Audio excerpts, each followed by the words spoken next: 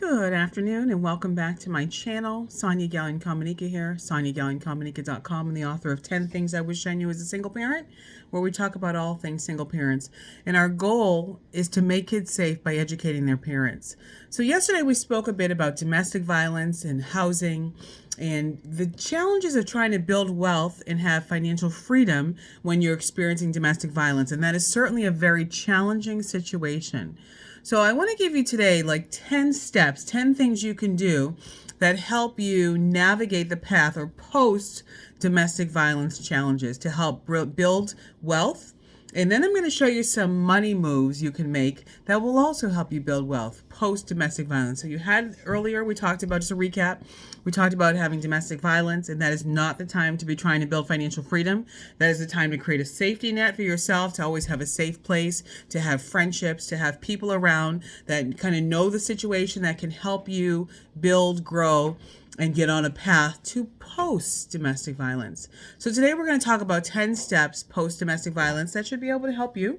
And if you have any questions, obviously you can reach out to me through the channel, subscribe, like and subscribe the channel. I greatly appreciate that.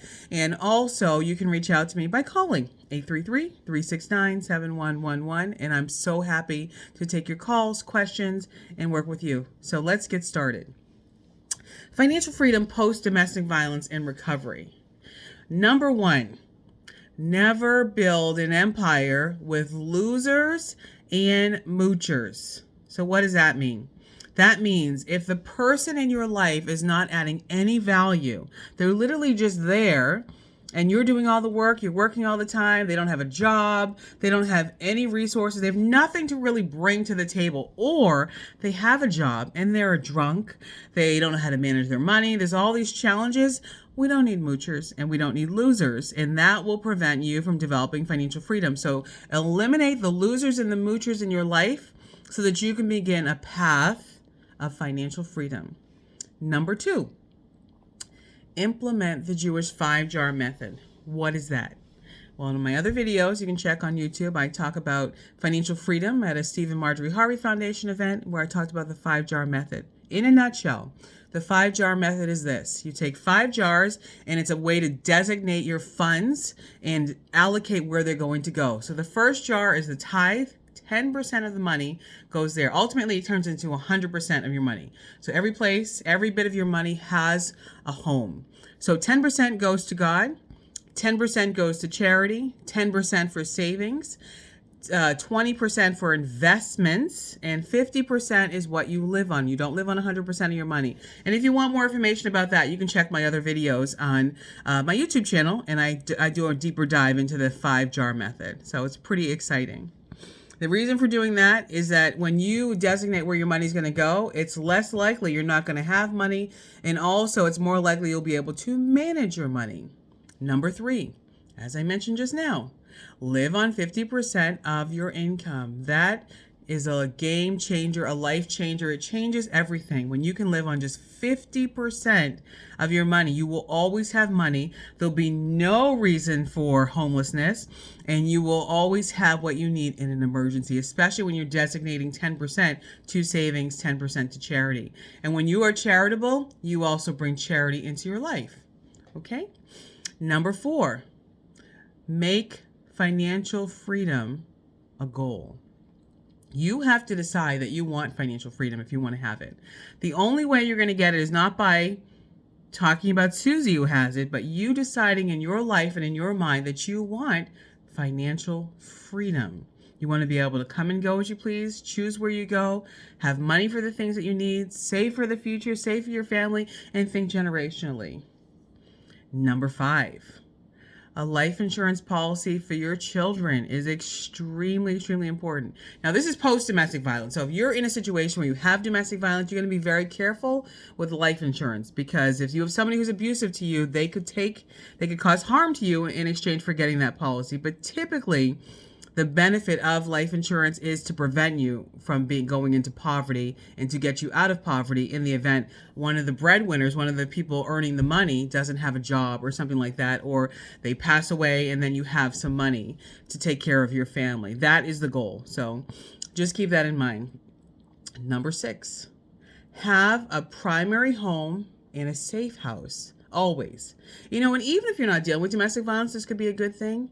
You have your home that you live in and you pay for, but you also have a place in the event something goes wrong. It could be a fire. You're just kind of preparing for life. It could be a fire. It could be domestic violence. It could be a number of things, but you always want to have a safe place to go to. It could be your mom and dad's house. It could be an aunt and uncle's house. It could be a good friend's house. It could be off in the islands. It could be anywhere in the United States. It doesn't really matter, but you want to have your primary home and a safe home and a place the kids always know that they're safe also. It could be a camping site. I do know families who've, had a camping place, an RV, things like that, possibly. But you want to keep it safe, and ideally safe from tornadoes, hurricanes, tsunamis, all those sort of things. So primary home and a safe home, number 6. Number 7, always have emergency money. And that's one of the reasons why I talk about living on 50% of your income, because you want to always be able to have emergency money set aside. So when you have emergency money and something does happen, whatever it is, whether it's domestic violence or whatever, you want to be able to be prepared for it. Where, if you have to use a credit card, that's fine, that sort of thing. But have some money set aside. Have money set aside so that you can do things you need. Maybe somebody gets sick. Could be anything. And especially when you're dealing with children, falling, breaking bones. You want to have medical insurance, but you always want to have some sort of emergency savings as well. Ideally, if you can get to the point where you have 12 months living expenses, that way if there's a pandemic, you can live for a while with your family. You don't have to worry about rushing back to work. Maybe you can work remotely, and that will save even more money. So there's a lot of things you can do right now, but always have an emergency money account set aside. Some people have a jar. Some of us take change and put it in a jar. That is another option for your emergency fund. That can work. You can probably save a few thousand in there. So think what's best. If you don't want to be saving 12 months expenses in a jar. So you want to keep it somewhere safe so somebody cannot steal it. I know of a situation where they had a safe and they had other people living in the home with them, and that person stole over $270,000 from them. So don't have anything at home where somebody can access it, okay? Because even some of the most trusting friends you think you have, sometimes when that much money is available, you just don't know who your friends are at that point, okay? And maybe you have friends that have a bit more money too, so they're not stealing from you. That's also a good plan to have. Number 7 was always have emergency money. Number 8, make sure your vehicle is well maintained and has a full tank of fuel so that you can always leave in the event you have to post domestic violence. A lot of times situations with domestic violence don't change until the children are grown up. And even then, it might not necessarily change. We saw Tina Turner's story, and he was still being abusive to the kids even when they were adults. So you want to always have things in order that you can go away quickly if you need to. So make sure your vehicles are well maintained and there's a full tank of gas. It also makes you independent. As a single parent, sometimes you get so dependent on other people. But you want to be independent and taking care of your own stuff. And the way to do that is like always thinking ahead, always planning, always being ready. So make sure your vehicles are well maintained and have a full tank of gas. Good. And you're not running out of gas on the highway in an emergency. Even little things. I know we've had a lot of flooding, excessive rain and stuff. And there were times I was at the gym, there was a tornado warning. And then people were stranded in areas that had never been stranded before. They could not get home because of flooding in areas like Newark and Elizabeth. So always be prepared, just in case. Okay. Number 9, have fun and enjoy your life too. With all the things we're talking about, it seems like there's all this planning, all these things we're doing, and you never quite realize you can have fun, but have some fun with it, okay? You can have fun. It's okay. Enjoy your life. Enjoy your children. They're only going to be young once. Maybe they're involved in sports. Maybe you're involved in the gym. You're involved in different activities. Just enjoy it. Have some fun, okay? Number 9. Number 10, last, final of this post-domestic violence and recovery period is have routines. So people will notice if you are absent and search for you. So maybe you have a favorite restaurant you go to, a favorite coffee shop, you're always there. You want to create a routine so people know when you're present and when you're not.